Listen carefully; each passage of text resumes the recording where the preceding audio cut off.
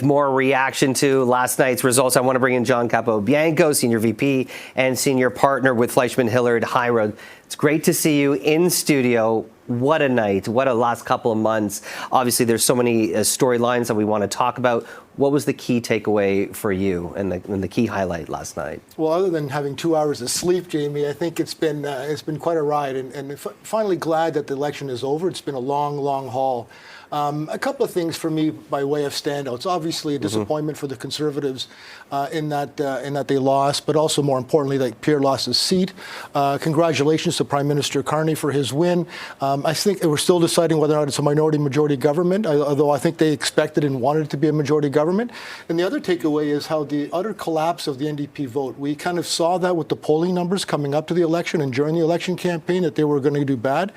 But to see them do it that bad over the last little while was pretty bad, and obviously with Jagmeet Singh losing his seat and stepping down, another one of those big moments in politics. I want to talk about the postmortem for the Conservative Party right now, with Pierre losing the election, losing his seat, but also still coming away with some impressive numbers, getting 8 million people out to vote, winning about 42% of the popular vote. Over 1 million more people voted for the Conservatives in Ontario than they did for Premier Doug Ford. So there are some positive there, but where does the party go from here? Obviously, they're going to be looking at a leadership review. Is now the time to switch leaders again for the third time in how many years, or do they stay with Pierre?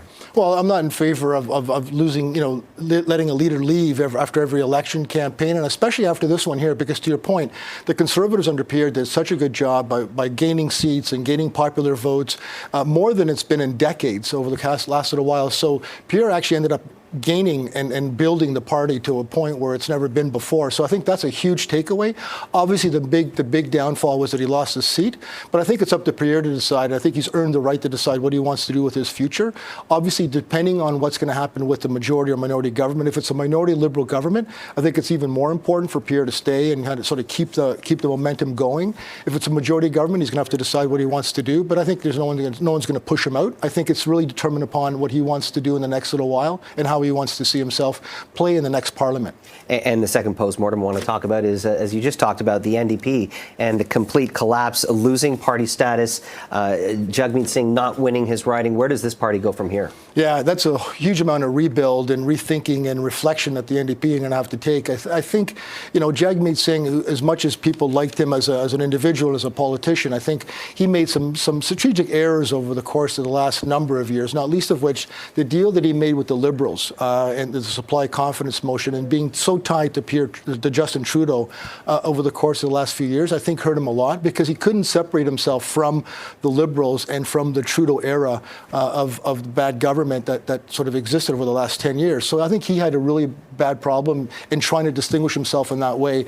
And also, I think just by virtue of his campaign, not really focusing on some of the ideas and focuses that he wants, the policies that he wanted to do. Obviously, the Prime Minister now has a very tough job of trying to unite a country that's very divided right now out west. They actually gained 5 seats in BC, but obviously there's still the friction between Alberta and Ontario. And when it comes to Bill C-69 and building new pipelines, how does the Prime Minister approach Western Canada at a time when there's still so much tension? Well, I think he's going to extend an olive branch. I think he's really going to have to pay attention to the West, Alberta in particular.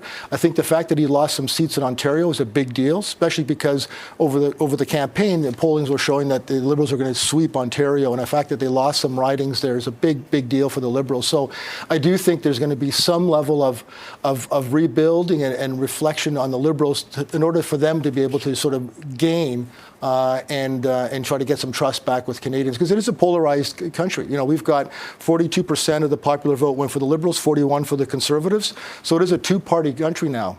And where do you see the Bloc sitting in all of this? Obviously, there was No shortage of colorful words from the leader throughout this election. But obviously, when you look at the numbers in Quebec, Libs doing much better than they have in the past. Yeah, and the fact that he lost a lot of the votes, he being Blanchette, lost a lot of the votes to the Liberals in Quebec is a big deal for him and a huge loss. And I think he's going to have to realize what he's going to do for his party. He wants, obviously, to work with the Liberals, especially during the CUSMA negotiations. He said that so much publicly. So how he handles that and how he deals with it in Parliament is going to be interesting to see how that plays out. And we still have, I believe, 334 of the 343 seats have been called, so we're still waiting for some of the final vote counts. But John Capobianco, always appreciate your time. Nice to see you in studio. Yeah, thanks, Jamie. Nice to be here.